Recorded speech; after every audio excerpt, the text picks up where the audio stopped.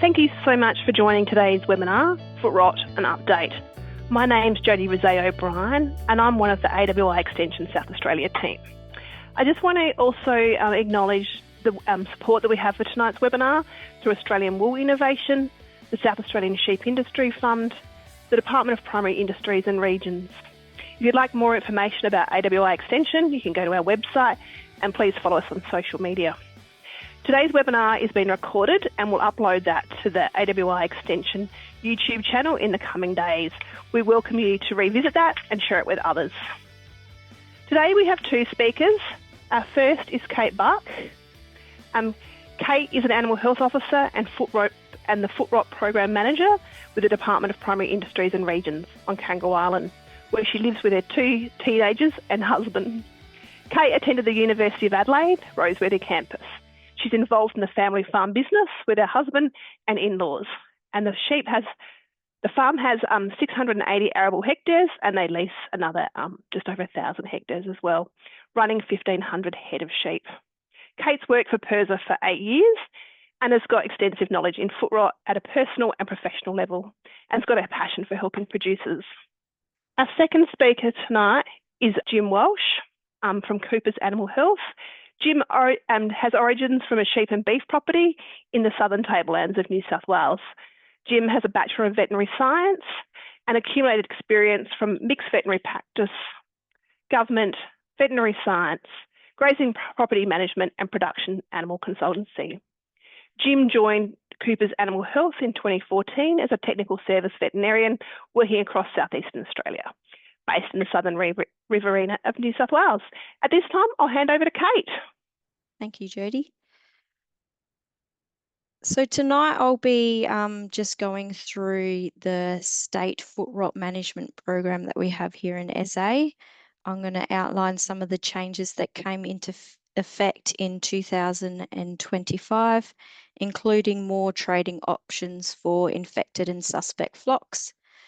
Then I'll talk about what is Footrot, what does it look like, prevention and good biosecurity. I'll talk a bit about control and eradication activities and then where to get more information.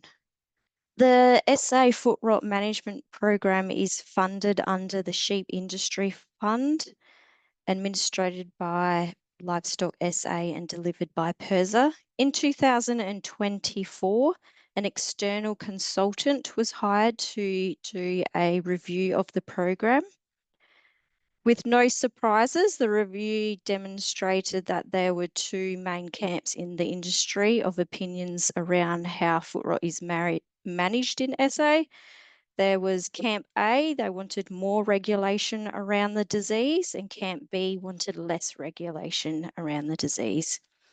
The preferred option going forward was an enhanced industry management program of Footrot in SA. Since Footrot is so complex and there is strong and varied views of how it can be managed in SA, a industry-led Footrot steering committee was formed. They deliberated over various aspects of the recommendations from the review and recommended up to Livestock SA board some of the current changes that we have in place now and were approved.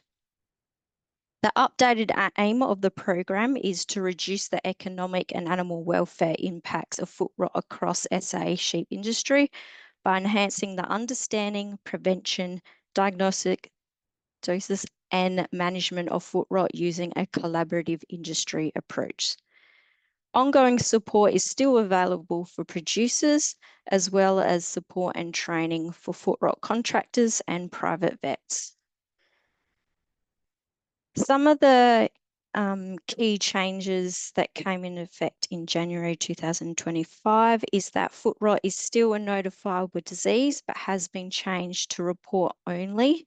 This means that all forms of Footrot, being benign or virulent, or suspicion of Footrot, remains a notifiable disease under the Livestock Act 1997 and must be reported to PIRSA.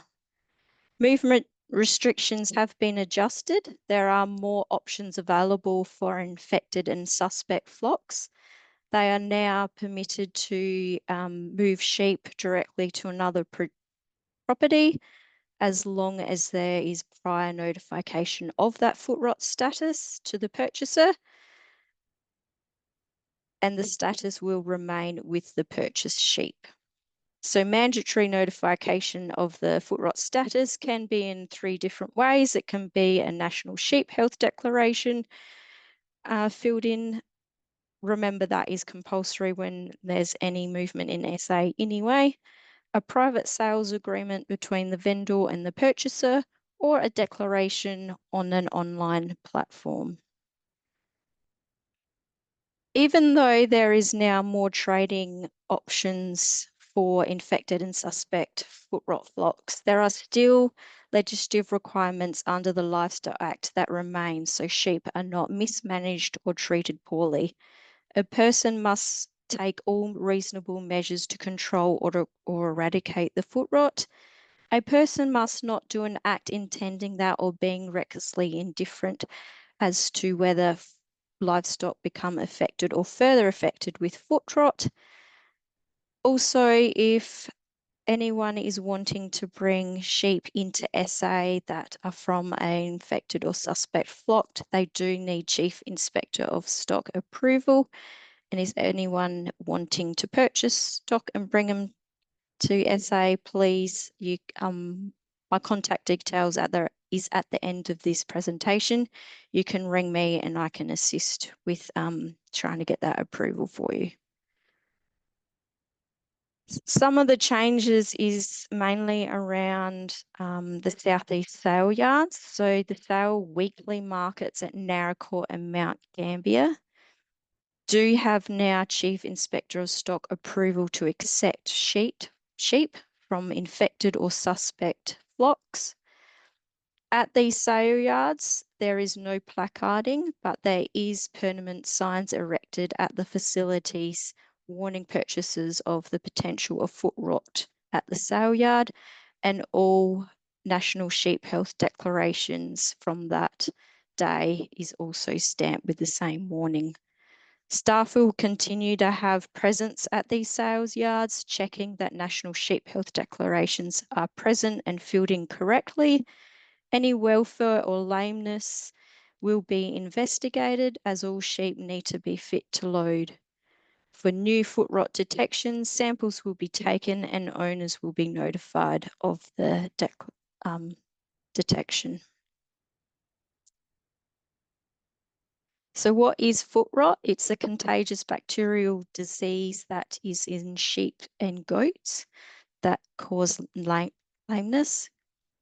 Foot rot is classified as an inflammation of the interdigital skin and potential underrunning of the hoof caused by the bacteria Declobacter nodosus. There is a spectrum of the bacteria, and from benign to virulent, how it affects sheep. You can see, I think I've got a pointer. Here we go. Bear with me. In the bottom picture here, this is how there are 10 different serogroups of foot rot bacteria, and there is on a particular farm, there can be different types all on one farm, and a different combination it can express differently. To make things simpler and for our trading declarations, us humans have made it more simpler and put a line in the sand, and we talk about virulent or benign. But the reality is that there are many different types. The significance of how the sheep are affected by the disease depends on 3 main things. You need a host, so the sheep. So depending on the species and age and immunity of and even hoof formation of the sheep, if the sheep are present, then there is a possibility with the environment and agent that the disease can occur. Environmental factors. This particular bacteria likes moist, warm environments. and it will flare up and spread during springtime usually, and the agent has to be present. So if there is no foot rot bacteria on a farm or in the sheep, then your sheep will not be suffering from foot rot. It must be present. So the bacteria can survive indefinitely in pockets of infection inside the feet of the infected sheep or goat, even under dry conditions. Discharge from the foot of the infected animal can spread to feet of potential unaffected animals via moisture, infected pastures, muddy yards, and laneways. The bacteria needs the foot of an infected animal to survive. It is unlikely to survive in the environment after 14 days in the soil with no stock on it. Goats are susceptible just the same as sheep. They can spread the disease and get symptoms, and their impact and treatment is very similar. Cattle usually don't suffer so much from foot rot. They can get infections with low-grade lesions and can mechanically spread foot rot bacteria. Pigs and deer can also mechanically spread foot rot bacteria. There is a scoring system that helps us visually classify lesions that we see. So I'll explain the scoring system as I go and where it is. So some of the photos, hopefully that helps you to understand what foot rot looks like. So score 0 is no foot rot at all. That's a normal hoof. You can see there's lots of hair interdigitally between the hoofs, the two toes, and nice flat sole, no underinning. Score 2 is inflammation in between the claw, and you can see a little bit of yellow that would be moist in there, and it also would smell a bit of exudate in that yellow bit there. So that's quite mild, and that would be score 1. When it progresses up to the wall, and sometimes you can get lines in there, you can see the yellowing in those photos. That is score 2. When you start underrunning more than, well, half across the hill, we call that score 4. Sorry, score 3. I'm getting ahead of myself. And then the next slide is much more severe lesions, which is score 4 going up to the side of the wall and all the way up to the bloodhorn and toe is score 5. Quite often you'll see also these lesions associated with maggots and has a very foul smell, and most people can definitely point this out. It is important to get a correct diagnosis because not all lameness is caused by foot rot. Even though you could get an abscess in exactly the same spot as where foot rot can form, it does take practice and to determine the difference between foot rot and an abscess. But you can get heel abscess, toe abscess, strawberry foot rot, and also shelly hoof.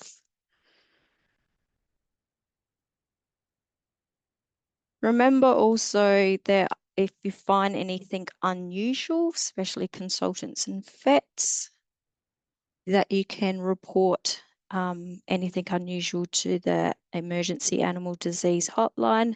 So these are some photos of blue tongue, which we don't have in SA, and foot and mouth disease, which is exotic in Australia.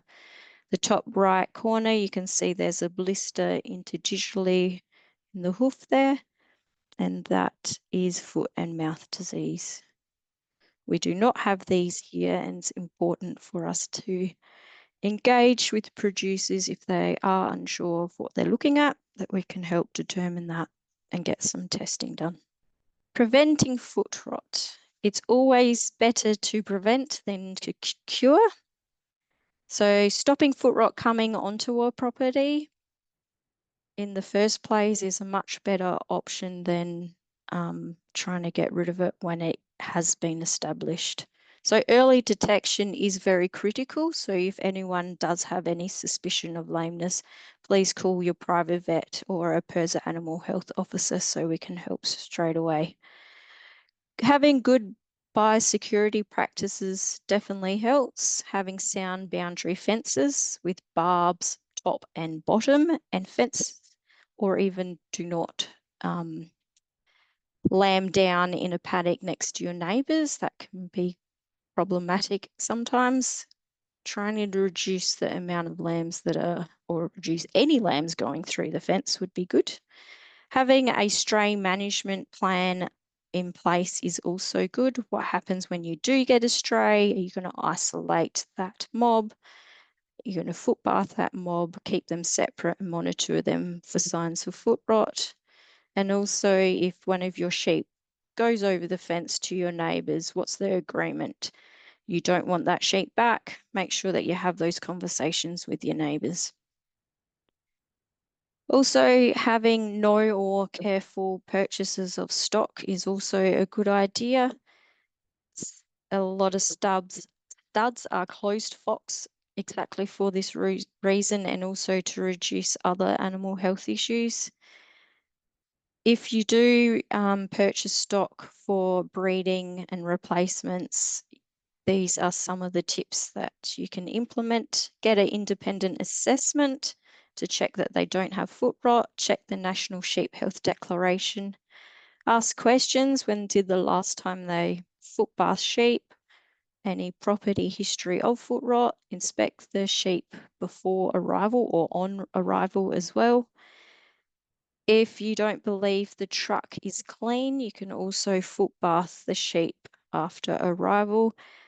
There's two camps of thought in foot bathing sheep after they've arrived on property. Some people don't like to do it because they don't want to mask what is already there, so they want to see it show up if there is foot rot there. Others think it is also a good way of reducing anything coming off of the truck. Also, isolating new mobs from your other sheep is also very important, so you can check them to make sure that they are free and don't mix with more sheep. Following an initial detection of foot rot, this could be either through the sale yard, on-farm investigation, a trace, a private vet notification, or self-reporting.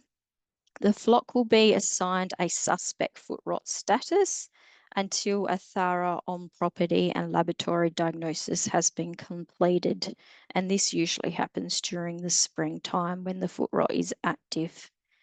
During an on-farm property diagnostic inspection, samples will be taken from sheep that have lesions, and these swabs will be sent to the lab for testing.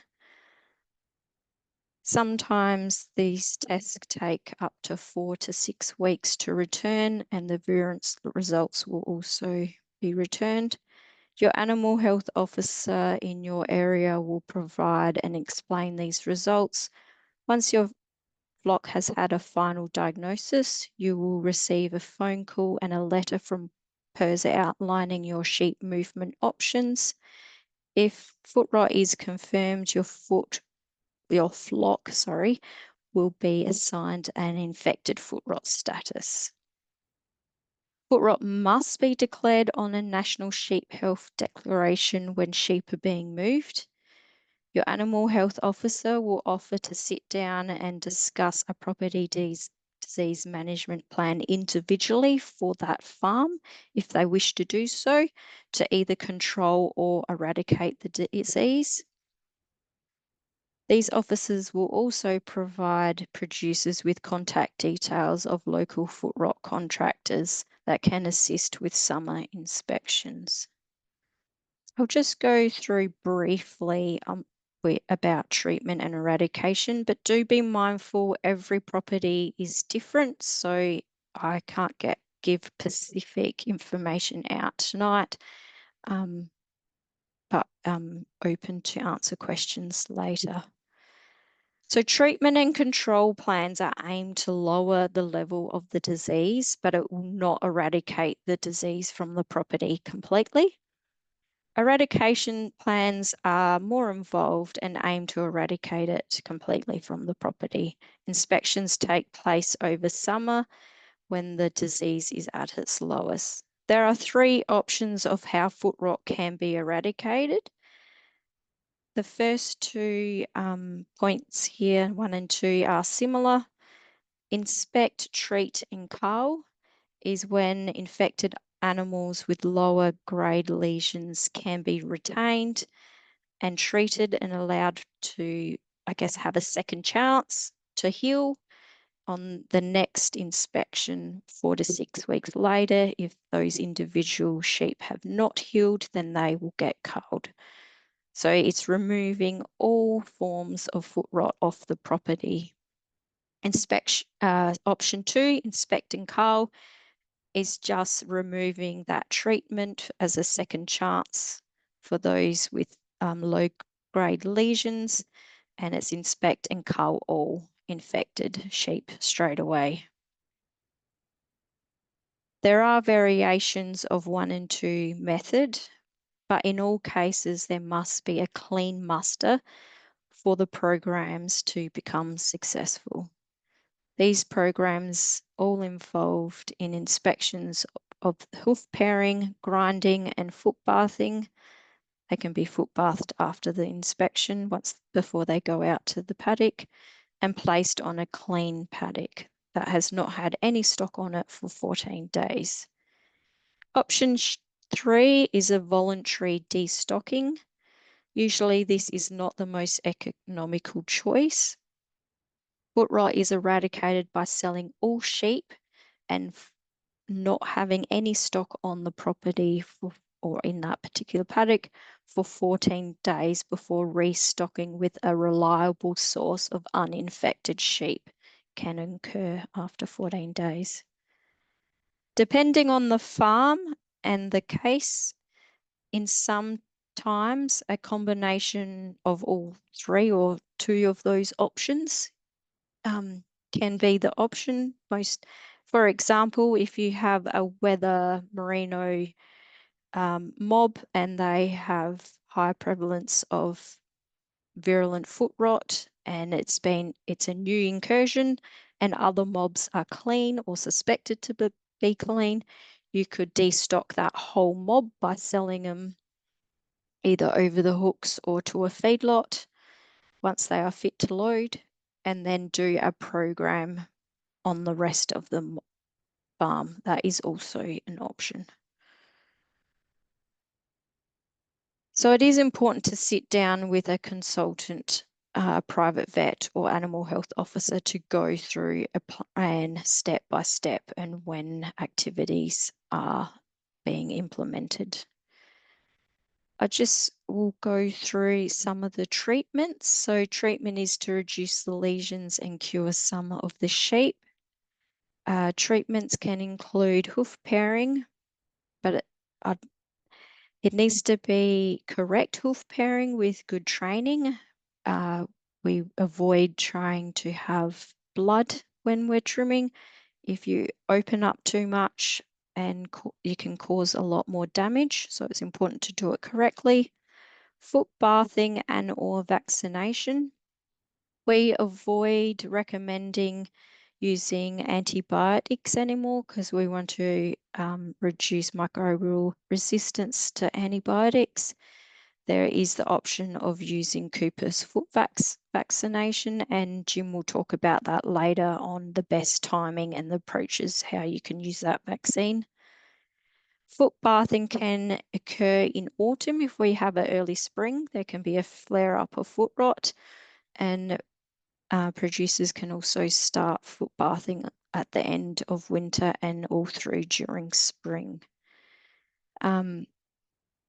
We'd like to recommend combining your treatments with management practices that is already happening on the farm during cratching, shearing, pre-lambing, jab.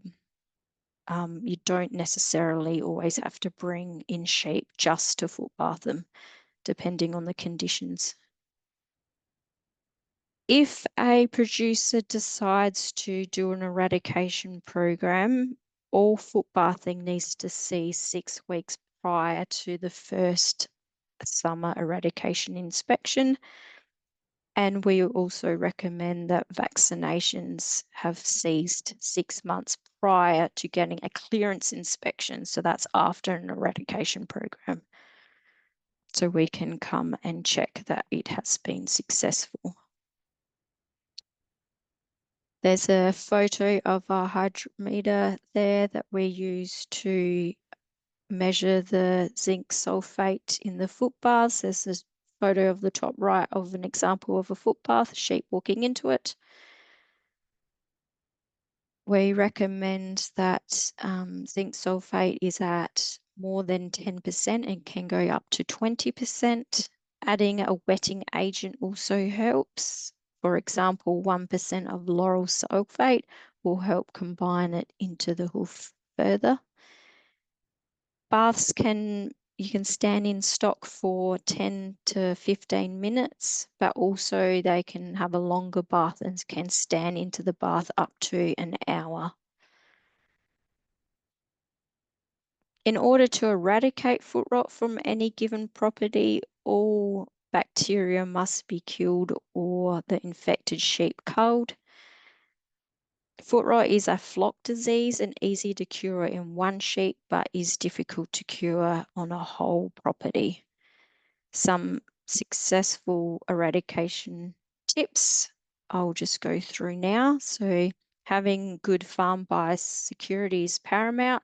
There's no point even contemplating eradicating foot rot if a producer is a trader and continuously buys in high-risk stock or is co-grazing with cattle. You'll get foot rot back again, or don't have good boundary fences or good internal fences. All those are paramount to have a successful eradication program.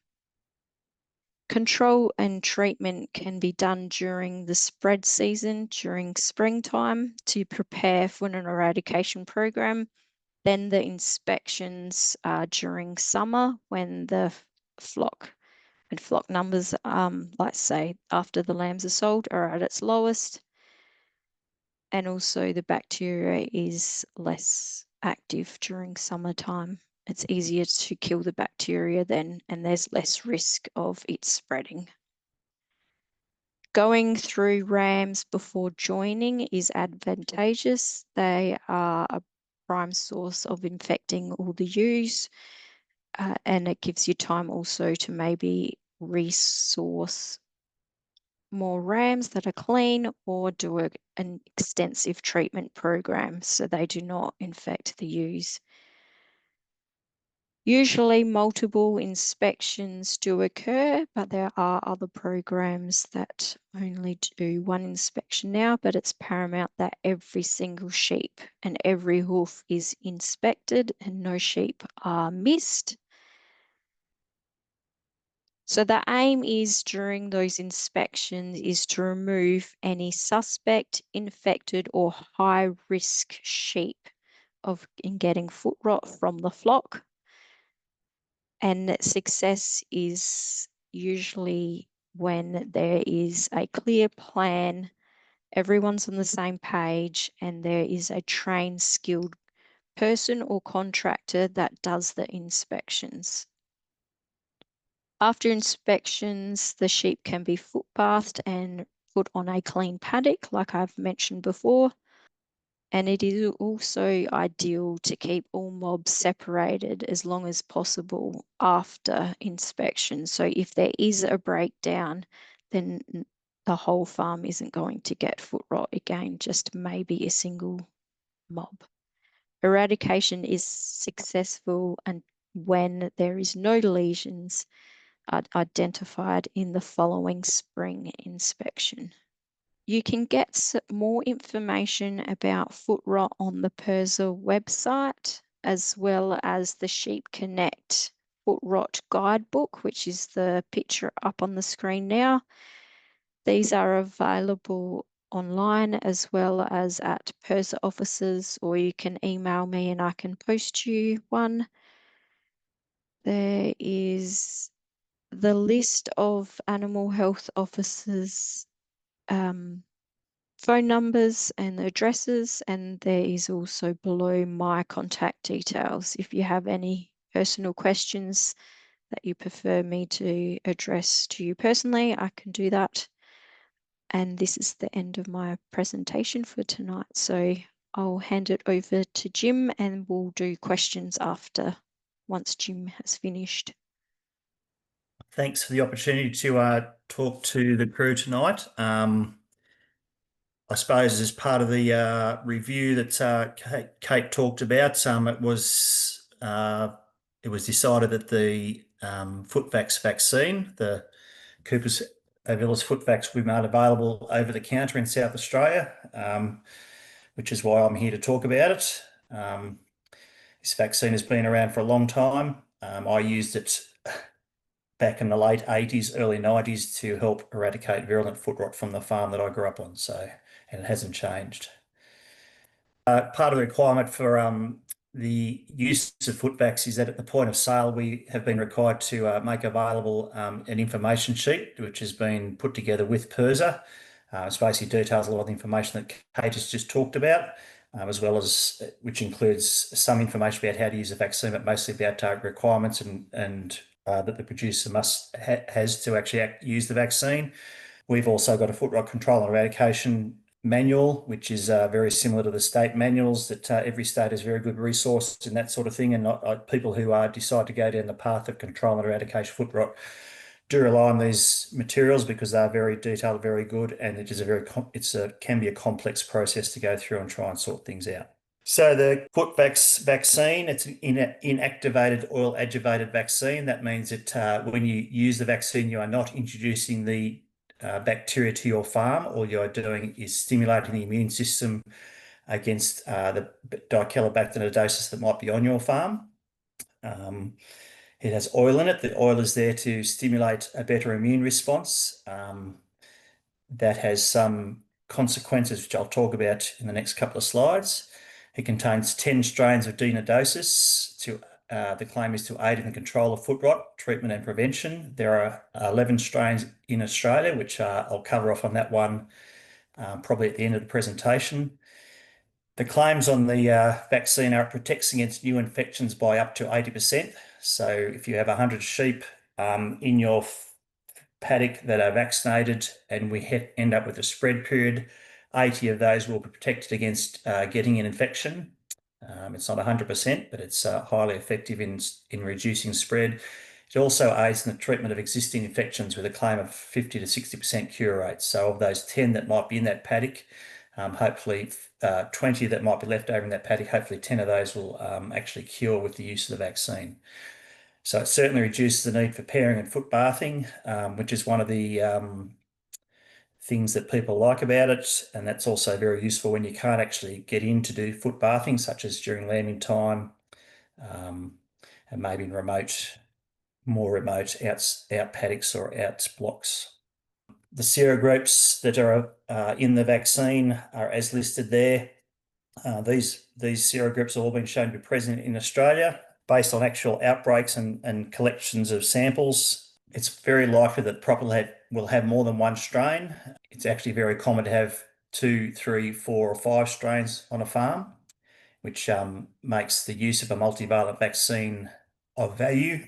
So it does give the widest possible protection against infection and hopefully give some curative effect as well. So in Australia, the vaccine has been around on and off for 40 odd years. Up until this stage, there'd been no approval needed for use in Victoria or Tasmania, where they have every state has a different approach to regulation of the disease and control and eradication requirements. South Australia has just revoked the Footvax as a prescribed vaccine ruling. So you no longer need a permit to actually use the vaccine. But in New South Wales and WA, you still require approval from the CVO to use Footvax. The vaccine comes in 1 pack size, 250 ml pack, 250 doses. It's a 1 ml subcutaneous injection high on the side of the neck in that front of that magic triangle we talk about with vaccination, best practice vaccination sites. The actual vaccination programs are fairly simple, with a fair bit of flexibility in how you might use the vaccine. All sheep require 2 vaccinations, at least 6 weeks apart, but you can actually leave that booster shot. The intervaccination period can be up to 12 months. Now, this gives options, which I'll describe in the next couple of slides. The most important thing is that second dose, the booster dose, which is the one that gives the full protection. We have no claims yet about getting any protection from one dose, from the first dose in a priming program. We get feedback to say it's made a difference, but I'm not convinced hopefully that's just wishful thinking and timing, but it's the second dose that gives you the bang for your buck. So that second dose should be given just prior to the maximum risk of spread period. And it's also something the vaccine will probably, or can be, and is often used in the face of an outbreak as an option. Again, it will require 2 shots to get the best effect. It may be that you go 1, 2, often spread periods will last for sort of 2, 3, 4, 5 months, depending on the season. So you do get that benefit of the reduction of spread and the curative effect after that second dose. There's a variation protection period, as Kate talked about with that magic Venn diagram. There's an interaction between the host, so the type of sheep, the environment, and the bacteria. And so the difference between a Merino and British breeds in terms of immune response and vigour means that the vaccine will give a protection period. So that's protection against spread for 10 to 12 weeks, with the British breeds up to 16 weeks. I'll include in the Merino, your shedding breeds in that shorter protection period. At the end of the day, they are based on low rainfall breeds, and so they have been less selection for resilience against foot rot infection. And we know the vaccine, everything, if we're going to have a go at controlling spread, then it's best used in conjunction with other control measures like foot bathing and the things that Kate talked about. So here's a couple of examples, these next couple of slides, about how you might use the vaccine. If you're well prepared, you've got a property that is knows it has an issue and is done plenty of planning and wants to jump in and do something, then we know the spread period is going to be at the start of that arrow. So let's say it might be September, the start warm, wet time. Then we're going to give the primer. The first shot is going to be given earlier than that, 6 to 12 months earlier than that. So the primer goes in, and then just before that spread period, the booster shot goes in. If there's a second often we, depending on seasons and normal, which has not happened the last few years. So we actually haven't seen a lot of repeated springs and autumns in different places. But certainly that if you get a second spread period within 12 months, then a single shot will go in as a booster shot and give that protection through the next spread period. So we might have a variation, and this is sort of happening a little bit at the moment around where I live. I'm in southern Riverina, so northern Victoria. Victoria can access this vaccine, and so there have been a lot of people take advantage of the fact that there is some short date and therefore cheaper vaccine available at the moment to give a primer shot right now, with the thinking being that if we did get a wet autumn or a warm, wet autumn that might lead to spread, they can actually give a booster immediately and get an immediate effect. And then if the autumn stays dry, we're talking about 20 mils over here on Monday, here's hoping. But if we don't get that and we keep a dry autumn, then you can actually hold fire on that booster shot until your typical spread period in the spring, which might be August, September, October, depending on where you are. The next option as such, we've got that top line again, which might be a normal approach that we're going to set up for a primer and booster and go again with the next 12 months. But if we get a variation, if we get an extended spread period, this happens quite a bit in Tasmania, where they will get a late break and will often go all summer. They'll stay green all summer, or they might be under irrigation, as happens down there quite a bit as well. And they'll give a second booster towards the end of the payout of the protection period of that first shot. So you extend the length of protection by giving another shot. And then you've got, again, the option to go again with the booster within the next spread period, before the next spread period starts.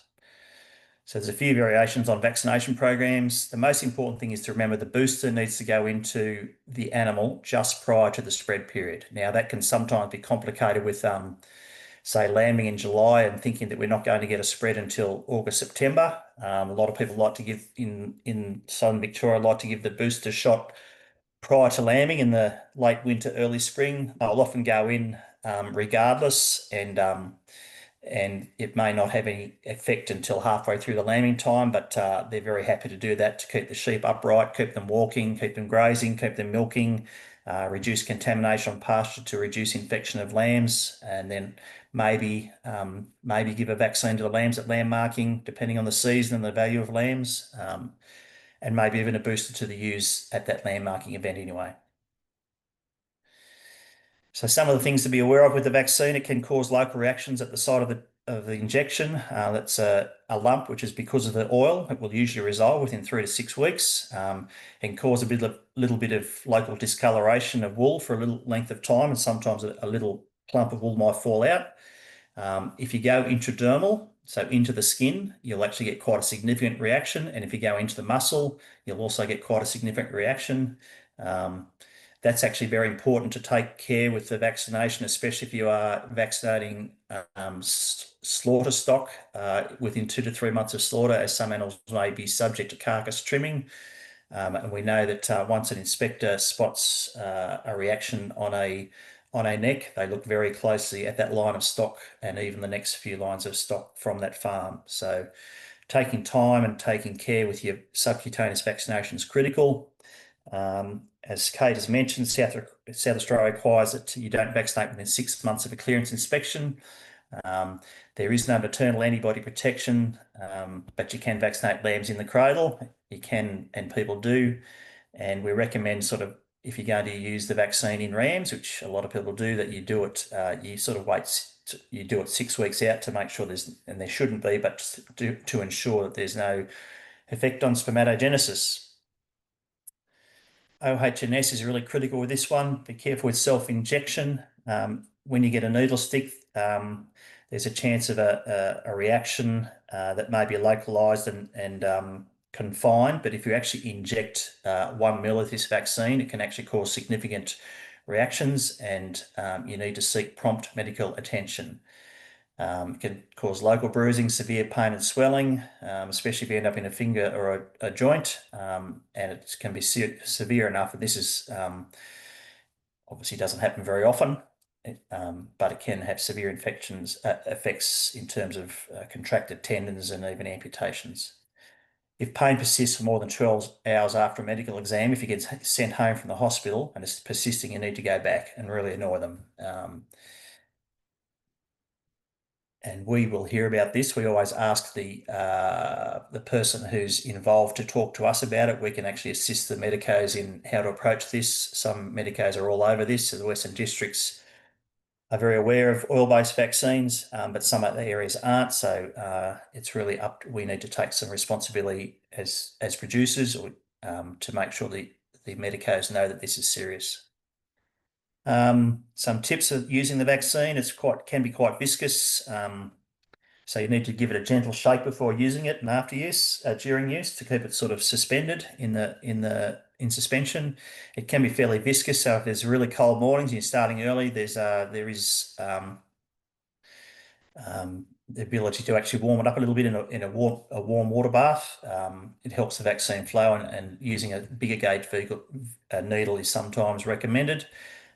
We'd always recommend, best practice, keep your needles sharp and clean and change needles frequently, and that will help reduce the chances of lumps and reactions on top of the normal oil-based reactions.